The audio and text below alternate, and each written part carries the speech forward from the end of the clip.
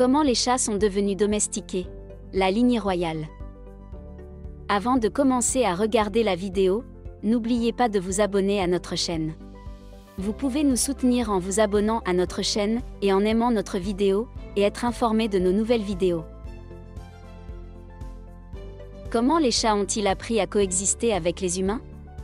Comment les chats sauvages sont-ils passés de l'état sauvage et libre pendant des milliers d'années à la coexistence avec les humains, et quand sont-ils devenus une partie des ménages familiaux modernes? Qu'est-il arrivé et pourquoi? Tout d'abord, voyagons vers les greniers de l'Égypte ancienne où toutes sortes de céréales étaient stockées. Les Égyptiens stockaient le grain dans des silos en raison de la famine qui devait arriver.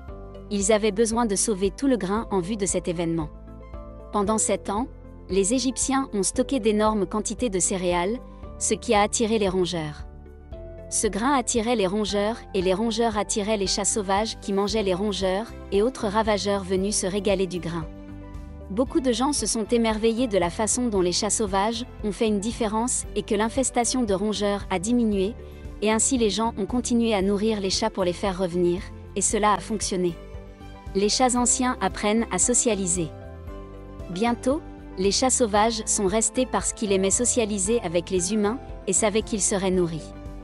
Les chats sont des créatures extrêmement sociales et ont un besoin inné de compagnie humaine. Les chats se sont-ils domestiqués? Les anciens chats se sont adaptés à la socialisation avec les humains et ont aspiré à plus de cette attention sociale et sont devenus de plus en plus à l'aise pour interagir avec les humains, d'autant plus qu'ils étaient nourris avec beaucoup de nourriture et avaient un endroit chaud pour vivre. Cependant, les chats ont instinctivement une personnalité indépendante, mais certains s'attachent immédiatement à leurs humains. L'ancien chat sauvage africain.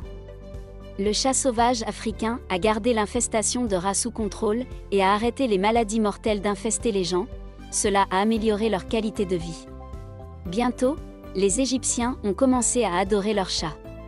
Ils ont affirmé que leurs chats étaient des déesses, connues sous le nom de Mafdeh, Moi, Bastet. C'est à cette époque que des lois ont été adoptées interdisant de tuer tout félin. Si vous étiez pris à le faire, la punition était la mort. On savait également en Extrême-Orient que les Romains utilisaient des chats pour protéger leurs précieux manuscrits des rongeurs destructeurs qui fouillaient dans toutes leurs affaires, les laissant dans des tas de ruines. Saviez-vous? Le déclin rapide de la population féline a entraîné la surpopulation de rats noirs en Europe du Nord, causant la peste noire bubonique. Les chats ont un mauvais rap. Au Moyen Âge, l'Europe a commencé à diaboliser les chats. C'est à cette époque que les chats ont été étiquetés comme des créatures maléfiques et ont dit être affiliés aux sorcières et aux diables.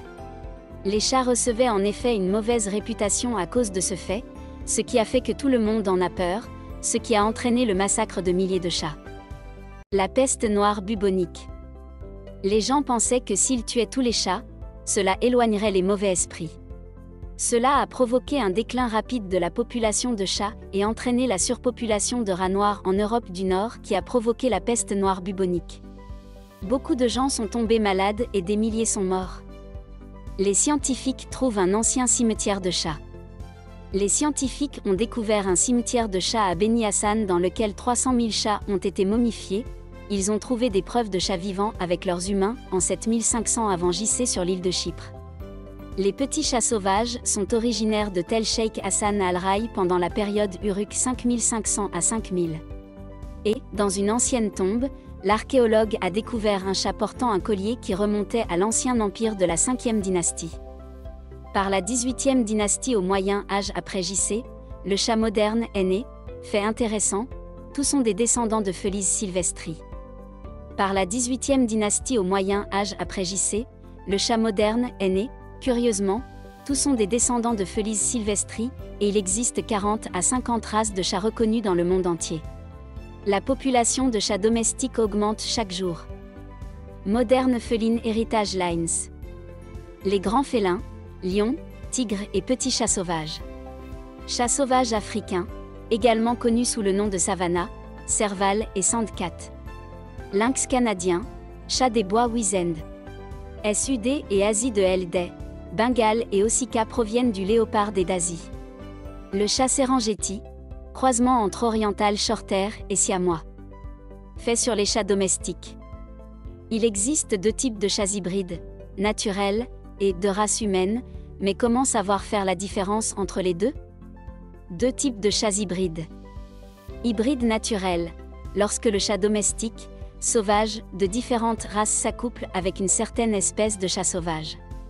Hybride de race humaine, lorsque deux races domestiques différentes sont spécifiquement sélectionnées pour se reproduire ensemble. Les chats sauvages. La durée de vie moyenne d'un chat sauvage est de 3 à 5 ans. Durée de vie moyenne d'un félin. Quels facteurs entrent dans la durée de vie d'un chat? Environnement.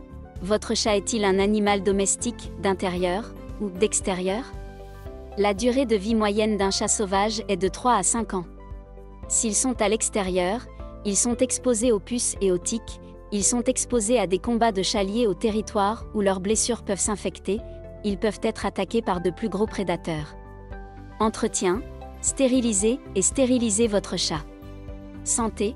Gardez votre chat au courant des vaccins avec des visites régulières chez le vétérinaire. Nourriture. Offrez des aliments sains et beaucoup d'eau propre. Race de chat. Sachez que certaines races peuvent souffrir de problèmes de santé entraînant une durée de vie plus courte. Fait sur les chats d'intérieur. La durée de vie moyenne d'un chat d'intérieur est plus longue qu'un chat sauvage car il n'est pas exposé aux éléments, aux grands prédateurs et aux voitures. Si vous donnez de la bonne nourriture à votre chat d'intérieur, de l'eau fraîche et des visites occasionnelles chez le vétérinaire, il vivra jusqu'à environ 15 à 20 ans. Compagnon à vie.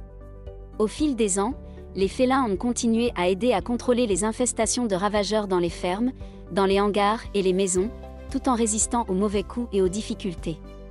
Les chats anciens ont vécu dans la nature pendant des milliers d'années, et lorsqu'ils ont été domestiqués, ils sont devenus aimés et soignés par la famille moderne, peu importe ce qu'ils ont vécu, ils ont réussi à survivre et à prospérer dans ce monde, et sont à jamais connus comme des survivants des chats anciens et domestiques.